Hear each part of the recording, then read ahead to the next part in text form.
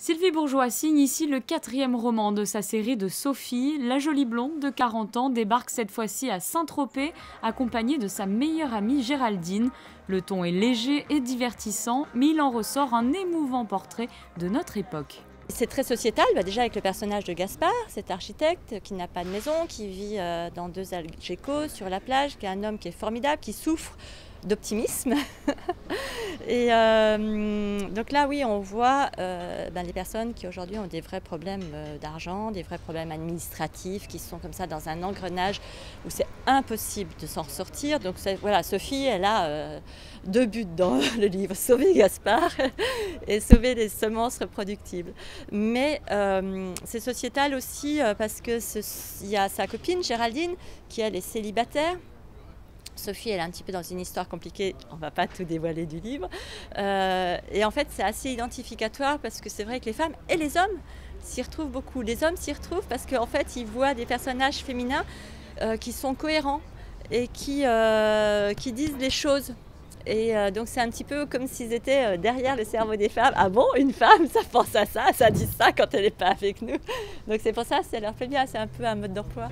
En voyant l'auteur Sylvie Bourgeois, l'on ne peut s'empêcher de faire le rapprochement avec son héroïne. Mais il n'est pas question ici d'autobiographie, bien qu'elle avoue se reconnaître en grande partie dans les valeurs de Sophie, et notamment son combat pour l'agriculture biologique. La personnalité de Sophie, c'est moi. Sa façon d'être, sa façon de regarder le monde, de l'analyser, d'être toujours en réaction, elle est toujours un peu révolutionnaire, elle veut y aller, elle veut toujours changer les choses avec une espèce de spontanéité et en même temps elle délègue toujours, elle pense toujours qu'elle est un peu superwoman, qu'elle va y arriver. Et puis devant des difficultés, elle arrive à déléguer, à trouver toujours des autres personnes qui vont l'aider. Non, c'est pas autobiographique. En revanche, je décris un milieu, celui de Saint-Tropez, que je connais très bien parce que j'y vais depuis longtemps. Ce personnage, je connais sa personnalité, donc, et je le mets dans des situations que j'ai imaginées qui sont cohérentes avec ce milieu, mais ce n'est pas du tout la vie que j'ai vécue. Je suis la spécialiste des femmes de 40 ans.